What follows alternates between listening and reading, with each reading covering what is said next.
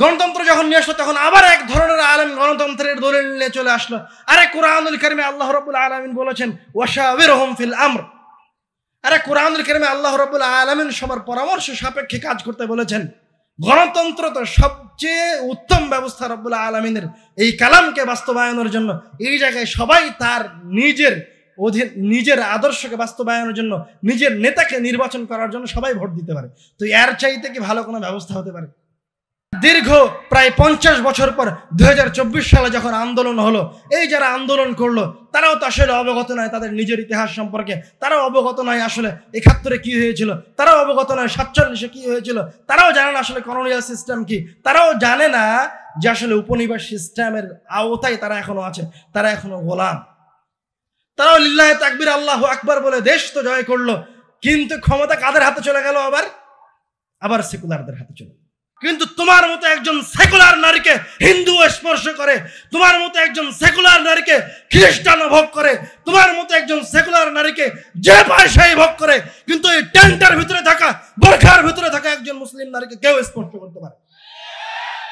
এই বর্তমান শতাব্দীতে কোনো মানুষ নিজেকে প্রভু বলে দাবি করেনি, এ কথাটা ঠিক, কিন্তু এমন এক মতবাদের উদ্ভাবন হয়েছে যারা রব্বুল আলামিনের কালামকে সাইডে রেখে দিয়ে, রব্বুল আলামিনের কালামকে পাশে রেখে দিয়ে বলে যে এখন সংবিধান আমরা লিখব, রব্বুল আলামিনের কালাম পুরাতন হয়ে গেছে। নাউজুবিল্লাহ।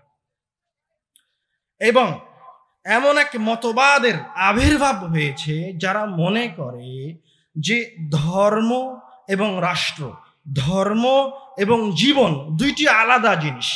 আপনি মনে হয় এখনো স্পষ্ট হতে পারেননি।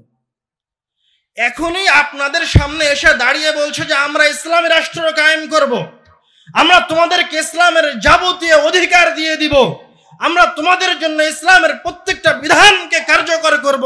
10 মিনিট পরে টকশোতে গিয়ে একজন মহিলার সাথে বসে গল্প করছে, সারাদিন সুদ নেয়, মানুষের সাথে অন্যায় করে, ন্যায় বিচার প্রতিষ্ঠা করে না, আবার ওই সুদের অর্থ অন্যায় ভাবে অর্জিত অর্থ নিয়ে গিয়ে হজ করতে চলে যায় পরের দিন। বেহায়া হয়ে মানুষের সামনে নাচে, নাম তার মুসলমান, যখনই কাবা ঘরের দিকে ইবাদতের জন্য যায় তখন সে বিশাল বড় আবায়া পড়ে নেয়, কালো হিজাব দিয়ে নিজের শরীরকে ঢেকে নেয়, দিয়ে বলে আমি মুসলমান।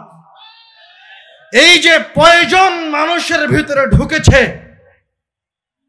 এই যে ভাইরাস আজকে মুসলিম উম্মার ভিতরে প্রবেশ করেছে, এই যে মুসলিম উম্মাহের একটা দল, একটা ফেরকা, একদল মানুষ এটা মনে করেছে যে আমার ইবাদতের জায়গা হচ্ছে কাবা ঘর, আমার ইবাদতের জায়গা হচ্ছে মসজিদ, আমার ইবাদতের জায়গা হচ্ছে রমজান মাস, আমার ইবাদতের সময় হচ্ছে তাহাজ্জুদের সালাত, আর বাকি আমার যে জীবন আছে, আমার অফিস, আমার আদালত, আমার বিচার ব্যবস্থা, এগুলো সব রব্বুল আলামিনের ইবাদতের বাইরে।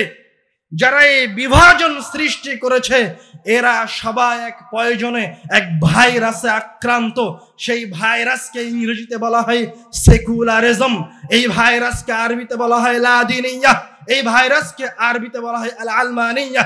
এই ভাইরাসের বাংলা অর্থ হচ্ছে ধর্ম নিরপেক্ষতাবাদ, এই ভাইরাসের বাংলা অর্থ হচ্ছে ধর্মহীনতা, এই ভাইরাসের বাংলা অর্থ হচ্ছে ধর্মবিহীন কর্মজীবন।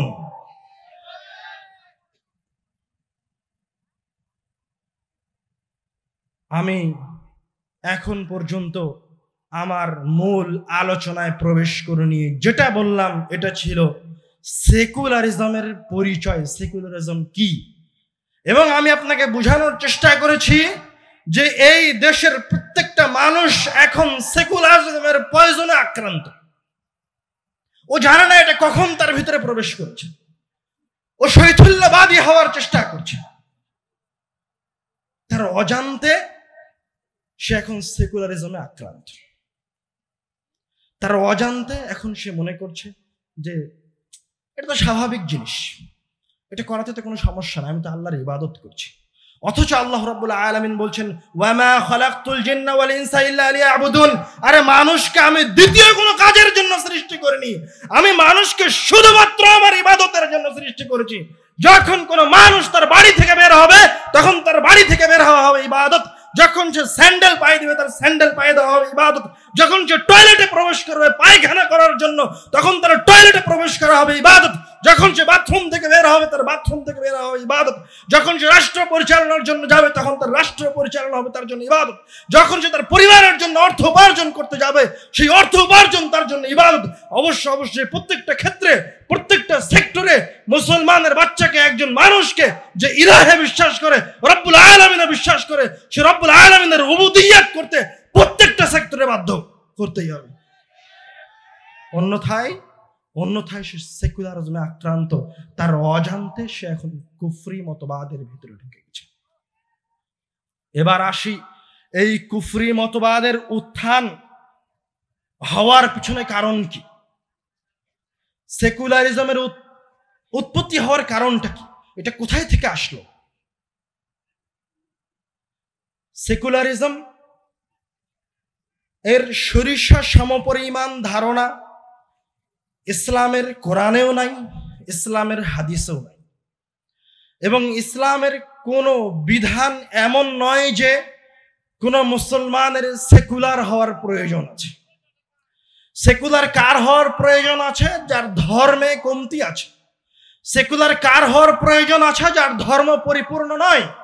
আর আল্লাহ রাব্বুল আলামিন বলছেন আল ইয়াউমা আকমালতু লাকুম দীনাকুম, আজকে আমি তোমাদের ধর্মকে পরিবর্তন করে দিয়েছি। আজকের পরে ইসলাম ছাড়া তোমাদের জন্য দ্বিতীয় কোনো ধর্ম নাই, আজকের পরে ইসলাম ছাড়া তোমাদের কোনো মতবাদ নাই, আজকের পরে ইসলাম ছাড়া তোমাদের কোনো মূলনীতি নাই, তোমাদের কোনো রাষ্ট্রের মূলনীতি নাই, তোমাদের কোনো অর্থনৈতিক মূলনীতি নাই, তোমাদের কোনো বিচার ব্যবস্থার মূলনীতি নাই, একমাত্র কি ছাড়া? ইসলাম ছাড়া। আমরা সেকুলারিজমের উত্থানের তিনটি কারণ উল্লেখ করব। সেকুলারিজম এসেছে মূলত ইউরোপ কান্ট্রিগুলি থেকে। গির্জার পাদ্রীদের নির্যাতন অত্যাচার সহ্য করতে না পেরে এবং খ্রিস্টান ধর্মের জ্ঞান ও বিজ্ঞানের সাথে সাংঘর্ষিক হওয়ার কারণে মূলত সেকুলারিজমের উৎপত্তি হয়। আমি মোট তিনটি কারণ উল্লেখ করব। তার প্রথম কারণ হচ্ছে সেকুলারিজম ইউরোপ কান্ট্রিতে আসে পাদ্রীদের অত্যাচারের কারণে। তাদের অত্যাচারের একটা রূপ ছিল, যখন কোনো খ্রিস্টান কোনো পাপে লিপ্ত হতো তখন সেই পাপের প্রায়শ্চিত্ত করার জন্য তাদের ইন্ডুলজেন্স নামক একটা সিস্টেম ছিল। সেটা হচ্ছে পাদ্রীকে গির্জায় অর্থ দিতে হয়। তো গির্জার পাদ্রীরা এই উপায়ে দেশের জনগণের খ্রিস্টানদের অর্থ আত্মসাৎ করত। এটা কোন ধর্মের নিয়ম? কোন ধর্মের নিয়ম? খ্রিস্টান ধর্মের নিয়ম। আমি আপনাকে এই আলোচনা খুব মনোযোগ সহকারে শোনার জন্য উদাত্ত আহ্বান জানাবো। এই আলোচনার বিষয়বস্তু কঠিন, যদি মনোযোগ দিয়ে না শোনেন তো হয়তো বুঝতে পারবেন না। এবং এই সেকুলারে আক্রান্ত মুসলিম উম্মাহ গত 500 বছর থেকে আপনি এই আলোচনা যদি মনোযোগ সহকারে না শোনেন তাহলে আপনার যেই উত্তর শরীরে আসছে এরাও এই সেকুলারিজমের ভয়াবহ পয়জনে, ভয়াবহ ভাইরাসে আক্রান্ত হয়ে থাকবে। এটা হচ্ছে প্রথম একটি কারণ। আর এই জায়গায় আপনি ইসলামের প্রায়শ্চিত্ত দেখেন। ইসলামে যখন কোনো মুমিন বান্দা পাপ করে তখন তার পাপ হচ্ছে দুই ভাগে বিভক্ত। একটা হচ্ছে রাষ্ট্রের সাথে যত অপরাধ রয়েছে সেগুলির হুকুম আহকাম রাসূল সাল্লাল্লাহু আলাইহি ওয়াসাল্লাম বলে দিয়েছেন, এবং ব্যক্তির সাথে যে অপরাধ আছে সেটাও রাসূল সাল্লাল্লাহু আলাইহি ওয়াসাল্লাম বলে দিয়েছেন। আমরা এই পর্যায়ে শুধুমাত্র ইসলাম ধর্ম কতটা মানুষের জন্য সহনশীল, মানুষের জন্য ইসলাম ধর্মের প্রায়শ্চিত্ত মানুষের জন্য কতটা সহনশীল এবং সহজ সেটা বোঝানোর জন্য খ্রিস্টান ধর্মের প্রেক্ষিতে রাসূল সাল্লাল্লাহু আলাইহি ওয়াসাল্লামের একটা হাদিস বলবো। একজন সাহাবী রাসূল সাল্লাল্লাহু আলাইহি ওয়াসাল্লামের কাছে এসে বলছে, ইয়া রাসূলুল্লাহ হালাকতু, হে আল্লাহর রাসূল আমি ধ্বংস হয়ে গেছি। তখন রাসূল সাল্লাল্লাহু আলাইহি ওয়াসাল্লাম বলছেন, মা লাকা, কি হয়েছে তোমার? তখন ওই সাহাবী বলছে, ইয়া রাসূলুল্লাহ ইন্নী ওয়াকাഅতু আলা যাওজাতি আলা ইমরাতি ওয়া আনা সাইমুন, আমি সিয়াম অবস্থায় আমার স্ত্রীর সাথে মিলিত হয়েছে। এবার রাসূলুল্লাহ সাল্লাল্লাহু আলাইহি ওয়াসাল্লাম বলছেন, তুমি কি একজন দাসকে মুক্ত করতে পারবা? সাহাবী বলছে, না, পারবো না।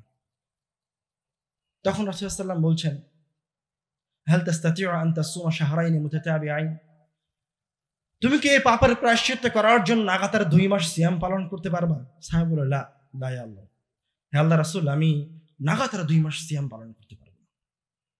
তখন রাসূলুল্লাহ সাল্লাল্লাহু আলাইহি ওয়াসাল্লাম তাকে আর তৃতীয় অপশন দিয়ে বলছেন, হাল তাস্তাতিউ আন তুতঈমা 60 মিসকিনান, তুমি কি 60 জন মিসকিনকে খাওয়াতে পারবা? ওই সাহাবী আবারও বলল, হে আল্লাহর রাসূল, আমার এই সক্ষমতা নাই যে 60 জন মিসকিনকে খাওয়াতে পারবো। তো এইভাবে কথা চলছে। এরই মাঝে রাসূল সাল্লাল্লাহু আলাইহি ওয়াসাল্লামের কাছে এক ডালি খেজুর হাদিয়া হিসেবে পৌঁছেছে। তখন রাসূল সাল্লাল্লাহু আলাইহি ওয়াসাল্লাম বলছে, আইনা সাইল, মানে একটু আগে যে আমার কাছে এই পাপের প্রায়শ্চিত্তের জন্য খুঁজছিল, যার কাছে কোনো কিছুর সক্ষমতা ছিল না, এই পাপের প্রায়শ্চিত্ত করার সক্ষমতা ছিল না, ওই ব্যক্তিটা কোথায়? তখন বলছে, আনা, হে আল্লাহর রাসূল, এই যে আমি। তারা বলছে, খুয ওয়া তাসাদ্দাক বিহা, আমার খেজুরগুলো নিয়ে গিয়ে তুমি এগুলি সাদকা করে দিয়ে তোমার পাপ থেকে মুক্ত হও। দেখেন, ইসলাম ধর্মের একজন গুরু তার শীর্ষকে, ইসলাম ধর্মের রাসূল তার সাহাবীকে নিজের সম্পদ দিয়ে বলছে, তার নিজের সম্পদ দিয়ে বলছে, এগুলো তুমি আর একজনকে দাও, দিয়ে তোমার পাপগুলিকে ক্ষমা করে নাও। সুবহানাল্লাহ। আর অন্য ধর্মের গুরুরা কি বলে, আমাকে টাকাটা দাও, আমার পকেটে ঢোকাই। এই হাদিস এখানে শেষ হয়নি, আরো মজার কথা আছে। এবারকার ওই রাসূল সাল্লাল্লাহু আলাইহি ওয়াসাল্লাম জিজ্ঞাসা করছে, হে আল্লাহর রাসূল, এই খেজুর কি আমি আমার চাইতে বেশি দরিদ্র, আমার চাইতে যে দরিদ্র তার কাছে তাকে দিব? তারপরে তার কথাটা আমি আপনাদেরকে শোনাই। ফাওয়াল্লাহি মা বাইনা লাবাতাইহা আহলা বাইতিন আফকারা মিন আহলা বাইতি। হে আল্লাহর রাসূল, এই মদিনার উত্তর থেকে দক্ষিণে, পূর্ব থেকে পশ্চিমে যত পরিবার আছে, যত মানুষ বসবাস করে, এই পুরো মদিনার ভিতরে সবচেয়ে গরিব পরিবার হচ্ছে আমার পরিবার। ফাদাহাকা রাসূলুল্লাহ সাল্লাল্লাহু আলাইহি ওয়াসাল্লাম, রাসূলুল্লাহ সাল্লাল্লাহু আলাইহি ওয়াসাল্লাম তখন জোরে হেসে উঠলেন, দিয়ে বলছে, ঠিক আছে, তুমি এই খেজুর নিয়ে গিয়ে তোমার পরিবারকে খাও। সুবহানাল্লাহ। মানে ইসলামের বিধিবিধান, প্রত্যেকটা বিধিবিধান যেই মানুষ পাপ করেছে তার অবস্থার উপর ভিত্তি করে। কথা কি বুঝতে পারেননি? মানে আপনি যে অবস্থায় আছেন, যে সিচুয়েশনে আছেন, যে মানসিকতায় আছেন, যে আর্থিক অবস্থায় আছেন, সেই অবস্থার উপরে ভিত্তি করে ইসলাম আপনার উপর হুকুম দিবে, এমন না যে সবার জন্য সব হুকুম। ইসলাম হচ্ছে ন্যায় পরায়ণতার ধর্ম। এটা গেল আমাদের প্রথম পয়েন্ট। দ্বিতীয় পয়েন্টে আসি। দ্বিতীয় পয়েন্ট হচ্ছে নারী নির্যাতন। খ্রিস্টান ধর্মে তাদের বাইবেল অনুযায়ী নারীরা অনিষ্টের কারণ। তাদের বাইবেলে এসেছে যে আদম আলাইহিস সালাতু ওয়াস সালামকে জান্নাত থেকে বের করে দেওয়া হয়েছে হাওয়া আলাইহিস সালাতু ওয়াস সালামের কারণে। তো মহিলারা হচ্ছে শয়তান, মহিলারা হচ্ছে অনিষ্টের কারণ। এই কারণে আপনি দেখবেন গির্জার যারা পাদ্রী তারা মেয়েদের সাথে বিবাহ বন্ধনে আবদ্ধ হয় না, কেননা মেয়ের সাথে যদি বিবাহ করে তাহলে তার উপর শয়তান আসর করবে, সে শয়তানে প্ররোচিত হবে, নাউজুবিল্লাহ।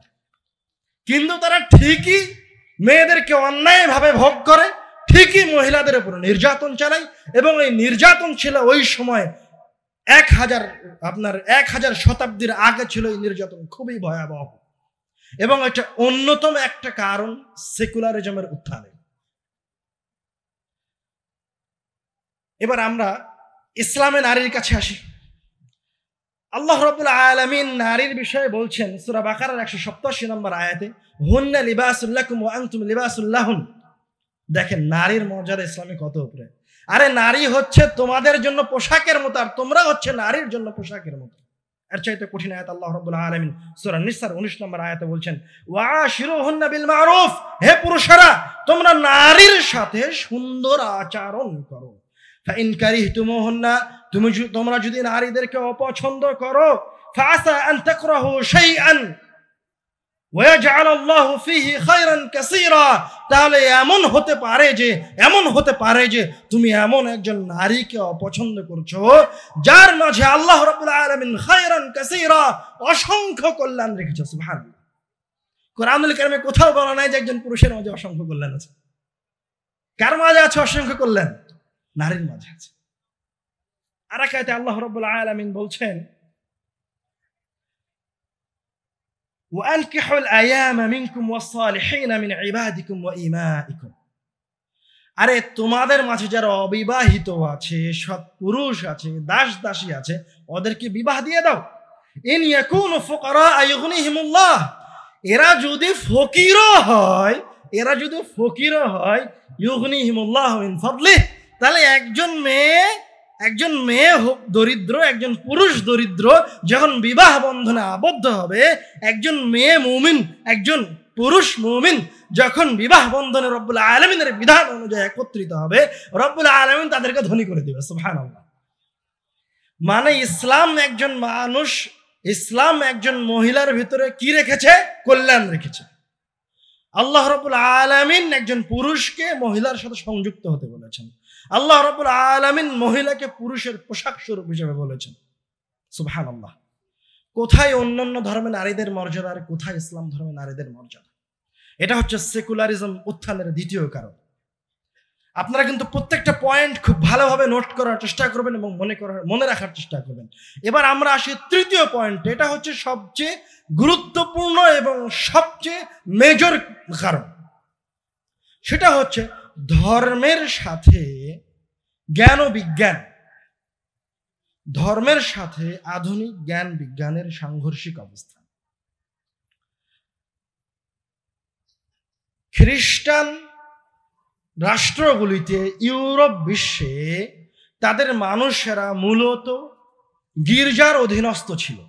সেগুলি ছিল পাদ্রীদের অধীনে। পাদ্রীরা যেই হুকুম দিত, যেইভাবে বিধান বাস্তবায়ন করত, সেইভাবে সেগুলি বাস্তবায়ন হতো।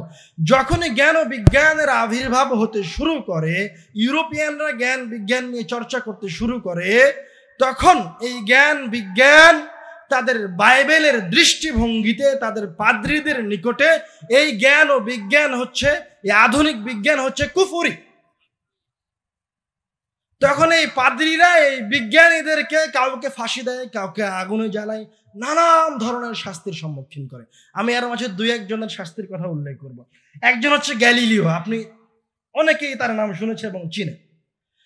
সে একটা থিওরি উত্থাপন করেছিল, সেটা হচ্ছে সূর্যকে কেন্দ্র করে পৃথিবী ঘুরে। যখন সে এই থিওরি উপস্থাপন করে ইউরোপিয়ানদের সামনে, তখন পাদ্রীরা বলে, এ ধর্মদ্রোহী, একে জেলে ঢুকাও, ওকে জেলে দিয়ে দেওয়া হয়। আর একজন বিজ্ঞানী জিওর্দানো ব্রুনো, সে বলে মহাকাশে অসংখ্য তারকারাজি আছে, গ্রহ উপগ্রহ আছে। তখন পাদ্রীরা বলে এ কুফরি করেছে, এবং তার এই মতবাদের কারণে তারা তাকে আগুনে জ্বালিয়ে, জীবন্ত আগুনে জ্বালিয়ে হত্যা করে। হাইপেশিয়া একজন নারী বিজ্ঞানী, খ্রিস্টানরা তাকে জনসম্মুখে মারতে মারতে মেরে ফেলে। তো খ্রিস্টান ধর্ম সরাসরি ছিল বিজ্ঞান বিরোধী। তো যখন তাদের ধর্ম বিজ্ঞান বিরোধী, তখন তাদের প্রয়োজন দেখা দিল যে যদি বিজ্ঞান নিয়ে আসার প্রয়োজন হয়, তাহলে অবশ্যই এই ধর্মকে একটা গণ্ডির মাঝে নিয়ে আসতে হবে, একটা বক্সের মাঝে নিয়ে এসে ওকে আটকিয়ে দিতে হবে, এবং যে অঙ্গ প্রত্যঙ্গগুলি জ্ঞান বিজ্ঞানের সাথে জড়িত সেগুলিকে কেটে ফেলে দিতে হবে। এটা হচ্ছে তাদের ঠিক। এখন এই জায়গায় একটা প্রশ্ন আসে। আমি এতক্ষণ পর্যন্ত যে তিনটি পয়েন্ট আপনাদের সামনে উল্লেখ করেছি, এগুলি সেকুলাররাও তাদের কথাই উল্লেখ করে যে এগুলি হচ্ছে সেকুলারিজম উত্থানের কারণ, এগুলি হচ্ছে ধর্ম নিরপেক্ষতার উত্থানের কারণ, এবং তারা বলে এটা সবার জন্য জরুরি। কিন্তু এই জায়গায় তারা একটা জিনিসকে লুকায়, একটা জিনিসকে তারা লুকায়িত রাখে। সেই জিনিসটা কি? আচ্ছা, হঠাৎ করে এই 1200 খ্রিস্টাব্দের দিকে এই সমস্ত খ্রিস্টানের কাছে এই জ্ঞান বিজ্ঞান আসলে কোথায় থেকে? ওরা কিন্তু এই কথার উত্তর দেয় না। যখন এই 1200, 1300, 1400 খ্রিস্টাব্দের দিকে খ্রিস্টানদের কাছে জ্ঞান বিজ্ঞানের চর্চা বৃদ্ধি পায়, তারও 100, 150, 200 বছর আগে মুসলমানরা স্পেনে, আন্দালুসে আধুনিক যুগে পৌঁছে গেছে। তাদের আধুনিকতার জয় জয় গান পুরো পৃথিবীব্যাপী ছড়িয়ে পড়ে। তখন এই সমস্ত এলাকা থেকে খ্রিস্টানেরা ইউরোপ থেকে, ফ্রান্স থেকে, যুক্তরাষ্ট্র থেকে, যুক্তরাজ্য থেকে, ইতালি থেকে জ্ঞান অন্বেষণ করার জন্য ওরা কোথায় আসে? স্পেনে আছে, ওই সময় মুসলিম আন্দালুসে আসে। আন্দালুসে এসে তারা মুসলিম বিজ্ঞানীদের কাছে জ্ঞান অর্জন করে। তার প্রমাণ হিসাবে কয়েকজন খ্রিস্টান বিজ্ঞানীর নাম উল্লেখ করছি, যারা 1200 খ্রিস্টাব্দের দিকে আন্দালুসে এসেছিল জ্ঞান অর্জন করার জন্য। তাদের একজন হচ্ছে পপ সিলভেস্টার দ্য সেকেন্ড। তিনি ফ্রান্স থেকে এসে আন্দালুসে জ্যোতির্বিদ্যা এবং আরবি সংখ্যা শিক্ষা অর্জন করেন এবং আবার ফ্রান্সে ফিরে যান এবং ফ্রান্সে গিয়ে এই শিক্ষার বিস্তার করেন। এডওয়ার্ড অফ বার্থ, ইনি ইংল্যান্ড থেকে এসে আরবি দর্শন, গণিত বিদ্যা এগুলোর উপর পারদর্শিতা অর্জন করেন। জিরার্ড অফ ক্রেমন, তিনি ইতালি থেকে এসে আন্দালুসে আসার পরে তিনি প্রায় 87-র অধিক আরবি গ্রন্থকে ল্যাটিন ভাষায় অনুদিত করেন এবং এগুলি তিনি তার সাথে ইতালিতে নিয়ে যান। ড্যানিয়েল অফ মর্লি, তিনি ইংল্যান্ড থেকে আন্দালুসে আগমন করেন, আরবি দর্শন এবং বিজ্ঞান শিখেন। মাইকেল স্কট, তিনি স্কটল্যান্ড থেকে আন্দালুসে এসে ইবনে রুশদের দর্শন, ইবনে সিনার চিকিৎসাবিদ্যা এবং দর্শন সম্পর্কে ভালো জ্ঞান অর্জন করেন। রবার্ট চেস্টার, তিনি ইংল্যান্ড থেকে এসে খাওয়ারিজমের গণিত বিদ্যা, অ্যালগরিদম, আলজেব্রা এরকম নানান তথ্য এবং বৈজ্ঞানিক তত্ত্বগুলি শেখার পর আবার ফিরে যায়। এই জায়গায় একটা সবচেয়ে চমৎকার কথা হচ্ছে, আমি যতজন বিজ্ঞানীর নাম বললাম এরা কেউই একজনও ইসলাম গ্রহণ করেনি। তারা মুসলমানদের কাছে কেউ 5 বছর, 10 বছর, 40 বছর পর্যন্ত মুসলমানদের কাছে জ্ঞান বিজ্ঞান শিখেছে, কিন্তু ইসলাম গ্রহণ করেনি। তারা জ্ঞান বিজ্ঞান নিজেদের মতো করে শিখে, নিজেদের মতো করে নিজেদের দেশে গিয়ে সেগুলি প্রয়োগ করেছে, ইসলামের নাম আর নেই। যখন এই জ্ঞান বিজ্ঞানের শিক্ষা তাদের দেশে প্রসার ঘটেছে, শিক্ষিত মানুষের সংখ্যা বৃদ্ধি পেয়েছে, যখন তারা বুঝতে পেরেছে তাদের ধর্ম এই জ্ঞান ও বিজ্ঞানের সাথে সাংঘর্ষিক, তখন গির্জার বিরুদ্ধে আন্দোলন শুরু হয়েছে।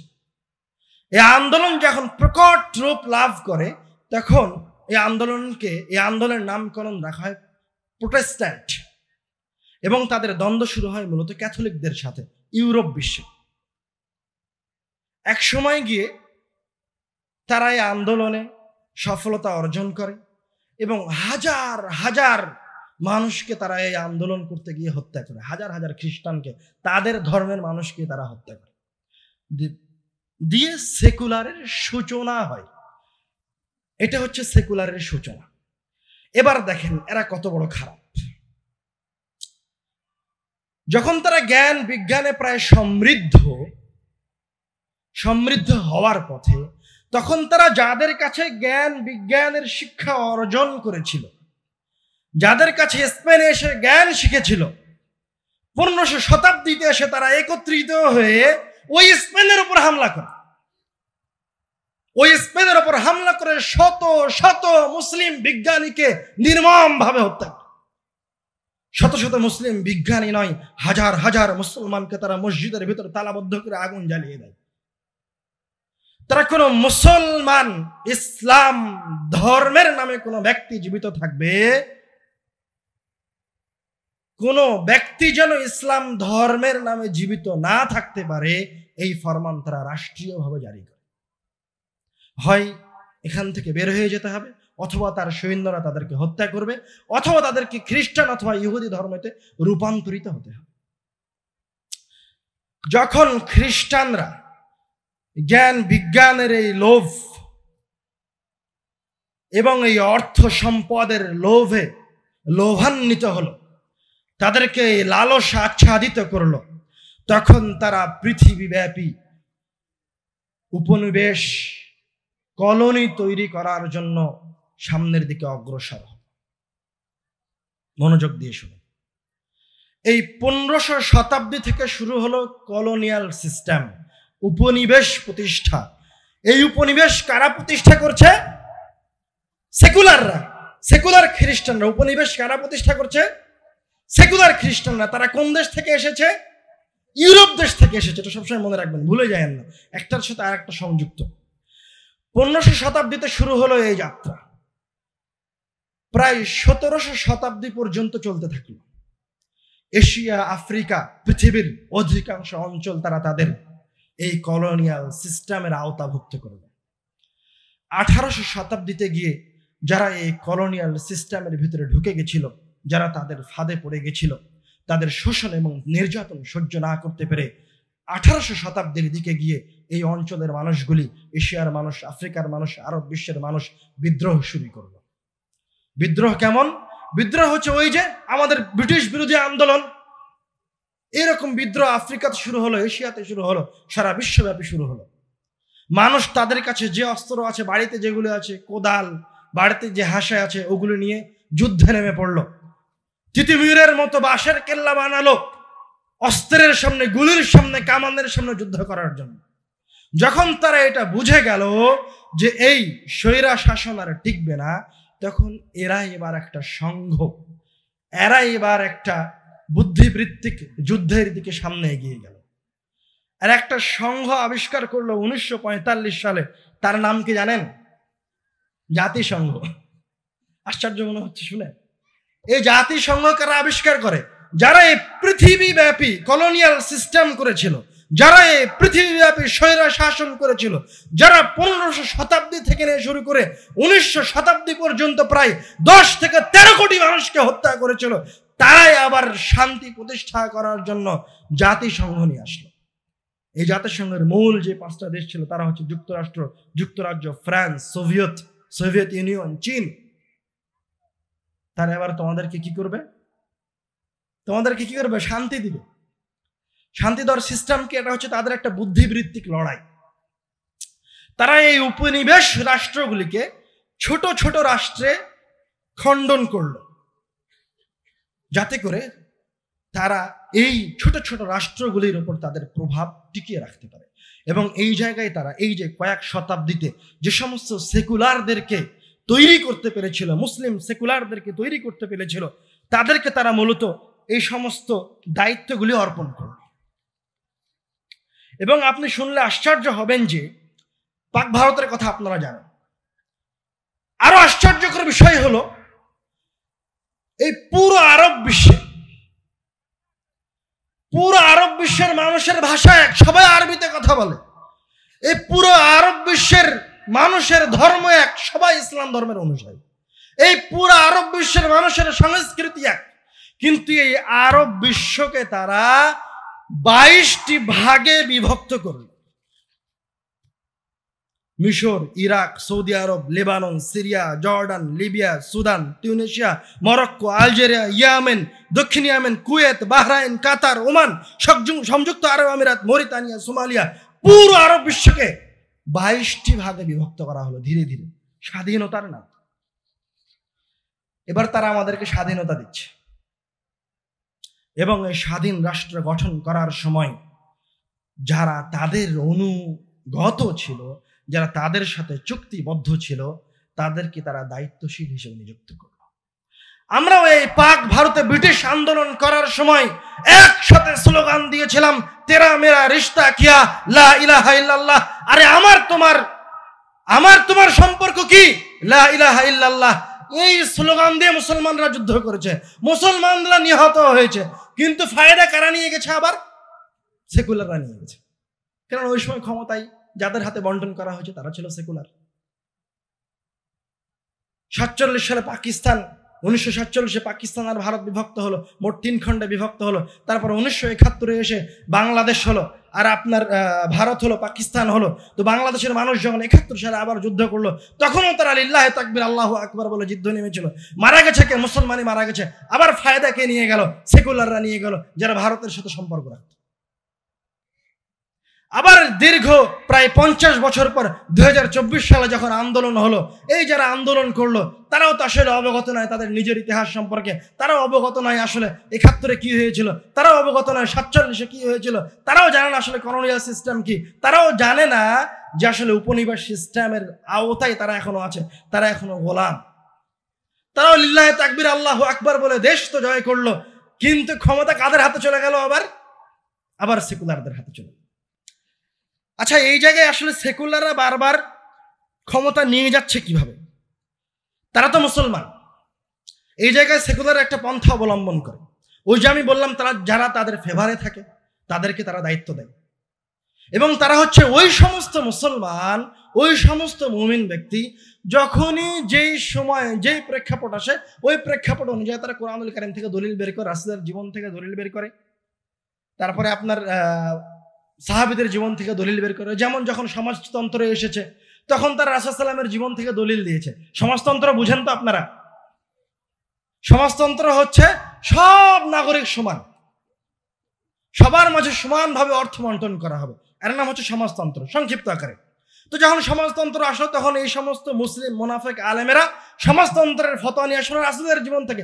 আরে রাসূল যখন মারা গেছে তখন তার সম্পদ তার ওয়ারিসদের দেওয়া হয়নি, এই যে সমাজতন্ত্রের দলিল পাওয়া গেছে। আর আবু বকর রাদিয়াল্লাহু তাআলা আনহু যখন খেলাফতে এসেছে তখন তার যতটুকু অর্থ তার দৈনিক প্রয়োজন খাওয়ার এবং থাকার জন্য ততটুকু অর্থ বায়তুল মাল থেকে আবু বকর রাদিয়াল্লাহু তাআলা আনহুকে দেওয়া হয়েছে। এই যে আপনার এই যে এবার সমাজতন্ত্রের দলিল পাওয়া গেছে, এরা হচ্ছে টাটকা শয়তান একটা। তারপরে যখন সমাজতন্ত্র বাতিল হয়ে গেল, চললো না, টিকলো না, তখন গণতন্ত্র তারা নিয়ে আসলো। গণতন্ত্র যখন নিয়ে আসলো তখন আবার এক ধরনের আলেম গণতন্ত্রের দলিল নিয়ে চলে আসলো। আরে কোরআনুল কারীমে আল্লাহ রাব্বুল আলামিন বলেছেন ওয়াশাবিরহুম ফিল আমর।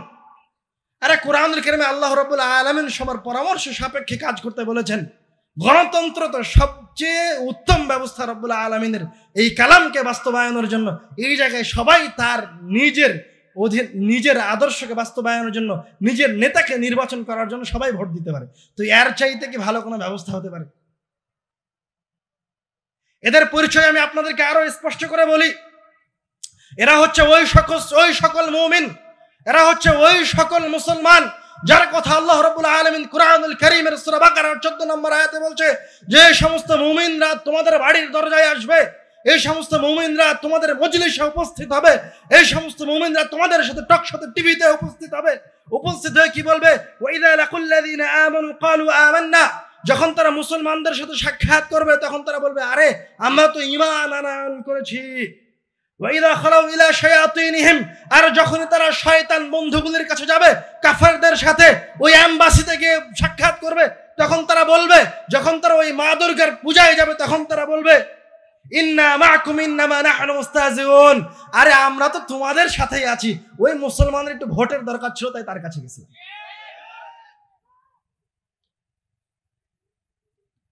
জেনে রাখেন, সেকুলারিজম কোনো স্বতন্ত্র বা মানুষের উপকারের জন্য আসেনি। সেকুলার হচ্ছে নিজেই একটা মতবাদ। সেকুলারিজম নিজেই এমন একটা সিস্টেম যার নিচে এই সমস্ত গণতন্ত্র, সমাজতন্ত্র, লিবারিজম এগুলোকে তারা বিভিন্ন সময় বিভিন্নভাবে নিয়ে এসেছে। যে মানুষকে বোঝানোর চেষ্টা করেছে যে আমরা তোমাদের জন্য ফ্রিডম বাস্তবায়ন করতে চাই, আমরা তোমাদের জন্য তোমাদের ধর্মকে বাস্তবায়ন করতে চাই। সময় অলরেডি শেষ হয়ে গেছে। এই জায়গায় আল্লাহ রাব্বুল আলামিনের অসংখ্য আয়াত আছে, রাসূল সাল্লাল্লাহু আলাইহি ওয়াসাল্লামের অসংখ্য হাদিস আছে। আমি ওই দিকে না গিয়ে ইসলামী রাষ্ট্রের শুধুমাত্র 2টি পয়েন্টকে উপস্থাপন করে আমার আলোচনার শেষের দিকে চলে যাব।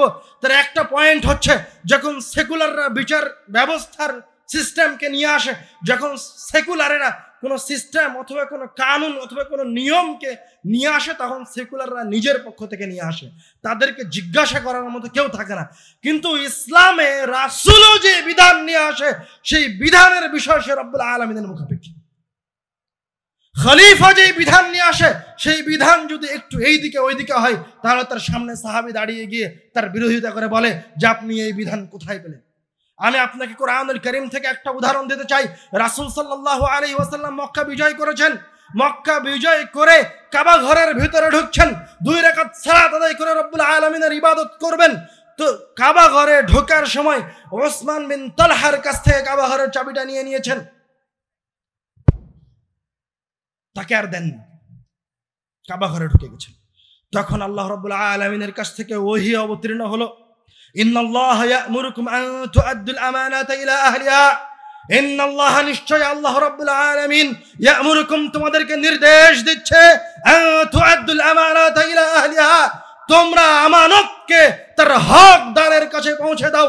রাসূল অন্য কেউ নয়, এই পৃথিবীর মাটিতে সর্বশ্রেষ্ঠ ব্যক্তি, এই পৃথিবীর মাটিতে যিনি শরীয়ত নিয়ে এসেছেন, এই পৃথিবীর মাটিতে রব্বুল আলামিনের কাছে সবচেয়ে প্রিয় ব্যক্তি আবু তালহার কাছ থেকে চাবি নিয়ে চলে গেছেন। তো রব্বুল আলামিনের পক্ষ থেকে নির্দেশ আসলো, তুআদ্দুল আমানাতা ইলা আহলিহা, তোমরা আমানতকে তার হকদারের কাছে পৌঁছে দাও।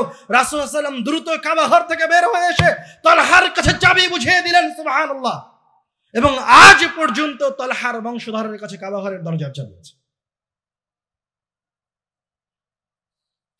সেকুলাররা বলার চেষ্টা করে যদি মুসলিম সাম্রাজ্য কায়েম হয় তাহলে অন্যান্য ধর্মাবলম্বীদের কি হবে? তোমরা শুনে রাখো, রাসূল সাল্লাল্লাহু আলাইহি ওয়াসাল্লাম বলেছেন যে কোন অমুসলিম, ইহুদি, খ্রিস্টান, বৌদ্ধ, হিন্দু যদি কোনো ইসলামী রাষ্ট্রতে আশ্রয় গ্রহণ করে, যদি মুআহাদার ভিতরে আসে, আর কোনো মুসলমান যদি তাকে অন্যায়ভাবে হত্যা করে, তাহলে ওই মুসলিম পরকালে জান্নাতের ঘ্রাণও পাবে না, অথচ জান্নাতের ঘ্রাণ 40,000 বছরের দূরত্ব থেকে পাওয়া যায়। তারিখের কিতাবগুলিতে একটি ঘটনা বর্ণনা করা হয়েছে। সত্য মিথ্যা, ঘটনা কতটুকু সঠিক তা এখনো তদন্ত করিনি, তবে ঘটনার সাথে সাহাবীদের ওই সময়ের অনেক মিল আছে, খেলাফতের অনেক মিল আছে। আমর ইবনুল আস রাদিয়াল্লাহু তাআলা আনহু, যিনি আফ্রিকা জয় করেছেন, আফ্রিকা মহাদেশ জয় করেছেন, মিশর হয়ে আফ্রিকা মহাদেশে ঢুকেছেন, তার সন্তান একজন খ্রিস্টানের সাথে ঘোড়া প্রতিযোগিতায়, ঘোড় দৌড় প্রতিযোগিতায় হেরে যায়। তখন রাগ করে ওই খ্রিস্টান যুবককে চাবুক দিয়ে আঘাত করে। তখন ওই খ্রিস্টান যুবক আমিরুল মুমিনিন ওমর রাদিয়াল্লাহু তাআলা আনহুর কাছে অভিযোগ করে। তখন এবার আমিরুল মুমিনিন ওমর রাদিয়াল্লাহু তাআলা আনহু আমর ইবনুল আস এত বড় একজন ব্যক্তির সন্তানকে ডেকে পাঠান এবং ওই খ্রিস্টানকে বলে যে তোমাকে যেভাবে সে চাবুক দিয়ে মেরেছে তুমিও তাকে যেভাবে চাবুক দিয়ে মারো। এর নাম হচ্ছে ইসলামের নিয়ম কানুন, ইসলামের ন্যায় পরায়ণতা। এছাড়াও অসংখ্য হাদিস, অসংখ্য ঘটনা, আল্লাহ রাব্বুল আলামিনের অসংখ্য বাণী আছে। আমি পরিশেষে আপনাদের সামনে সবচেয়ে গুরুত্বপূর্ণ যে কথাটা বলবো, সবচেয়ে গুরুত্বপূর্ণ এবং সবচেয়ে সেন্সিটিভ যে বিষয়টি আমি আপনাদের সামনে উপস্থাপন করতে চাই, সেটা হচ্ছে সেকুলাররা সব সময় তাদের মতকে, তাদের মতাদর্শকে টিকিয়ে রাখার জন্য ইসলামের বিধি বিধানকে তারা নেগেটিভ ওয়েতে পেশ করার চেষ্টা করে। এটা হচ্ছে মুসলমানদের বিরুদ্ধে, ইসলামের বিরুদ্ধে তাদের সবচেয়ে বড় হাতিয়ার। যেমন তাদের একটা নেগেটিভ থিঙ্কিং হচ্ছে মুসলমানরা মেয়েকে বোরখার ভিতরে আবদ্ধ করে রাখে, তাদেরকে জেলের ভিতর আটকিয়ে রাখে। হে সেকুলারের বাচ্চা, সেকুলার শুনে রাখো, হে সেকুলাররা শুনে রাখো, আমি তোমাদের সামনে আজ এই বোরখার হিকমতের কথা বলছি না, আমি আজ এই বোরখার ভিতরে থাকা মুসলিম নারীর মর্যাদার কথা বলছি। এই বোরখার ভিতরে থাকা, যাকে তোমরা টেন্ট উপাধি দিয়েছো, এই তাবির ভিতরে লুকিয়ে থাকা একজন মহিলা, তোমার একজন সেকুলার, তোমার একজন হিন্দু, খ্রিস্টান, তোমার একজন বৌদ্ধ সেকুলারের চেয়ে অনেক উত্তম। তুমি যেই কথা স্পষ্টভাবে জেনে রাখো যে এই মুসলিম, এই মুমিনা নারীকে কোনো হিন্দু কোনোদিন স্পর্শ করতে পারবে না, কোনো খ্রিস্টান কোনোদিন স্পর্শ করতে পারবে না, কোনো বৌদ্ধ কোনোদিন স্পর্শ করতে পারবে না।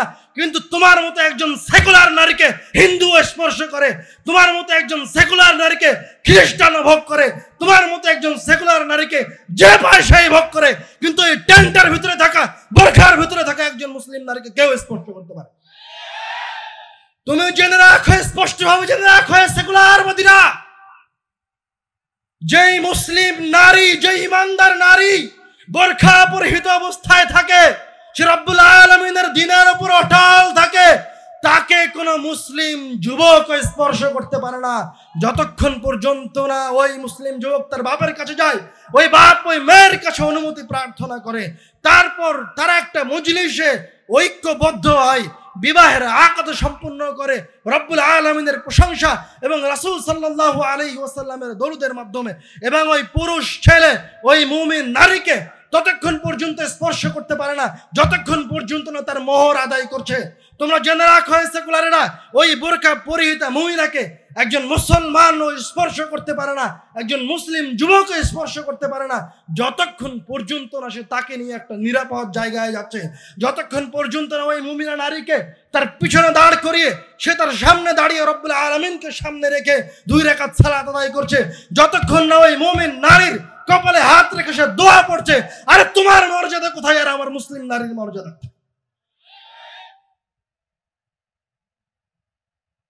তুমি সেকুলার নারী, তুমি শুনে রাখো, তুমি হচ্ছে ওই কুকুরের মতো, ওই কুকুরের মতো, তুমি ওই কুকুরের মতো যে কুকুর 2টা রাস্তায় কোনো প্রকার আকদ ছাড়া, কোনো প্রকার পরামর্শ ছাড়া, কোনো প্রকার বিবাহ বন্ধনের নিয়ম কানুন ছাড়া মিলিত হয়।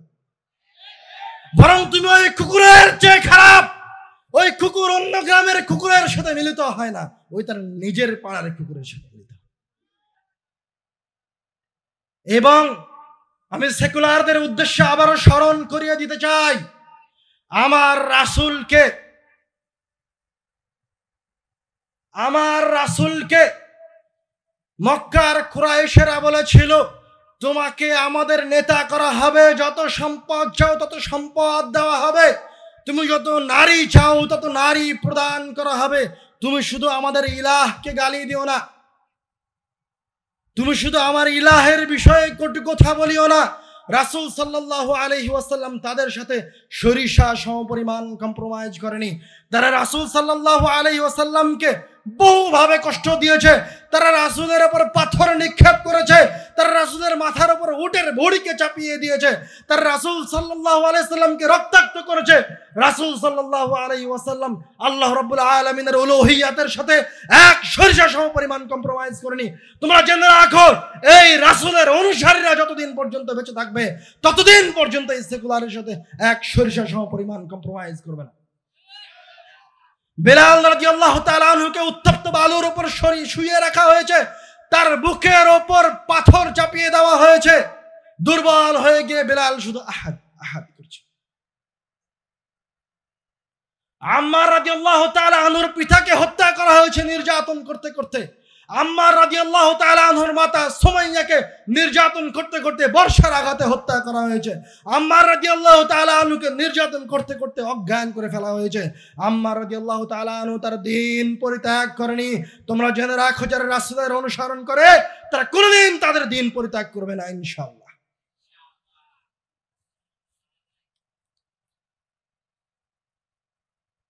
পরিশেষে আমরা রব্বুল আলামিনের ওই আয়াত দিয়ে শেষ করব, ইন্না সালাতি ওয়া নুসুকি ওয়া মাহইয়ায়া ওয়া মামাতি লিল্লাহি রাব্বিল আলামিন। ইন্না সালাতি ওয়া নুসুকি, নিশ্চয় আমার ইবাদত, আমার কুরবানি, ওয়া মাহইয়ায়া ওয়া মামাতি, আমার জীবন এবং আমার মৃত্যু লিল্লাহি রাব্বিল আলামিন, রব্বুল আলামিনের জন্য।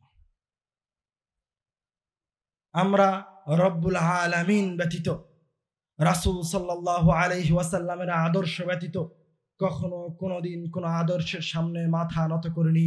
কিয়ামত পর্যন্ত, যতদিন পর্যন্ত আহলে হাদিসরা বেঁচে থাকবে, যতদিন পর্যন্ত হাদিসের অনুবাদকরা বেঁচে থাকবে, ততদিন পর্যন্ত কোনোদিন কোনো আহলে হাদিস কোনো জায়গায়, পৃথিবীর কোনো জায়গায় কোনো সেকুলারের সাথে সরিষা সমপরিমাণ কম্প্রোমাইজ করবে না ইনশাআল্লাহ। পরিশেষে আমি আবারও আমার মুসলিম ভাই বোনদের উদ্দেশ্যে উদাত্ত আহ্বান জানিয়ে বলতে চাই, আপনারা আপনাদের সন্তানদেরকে সতর্কতা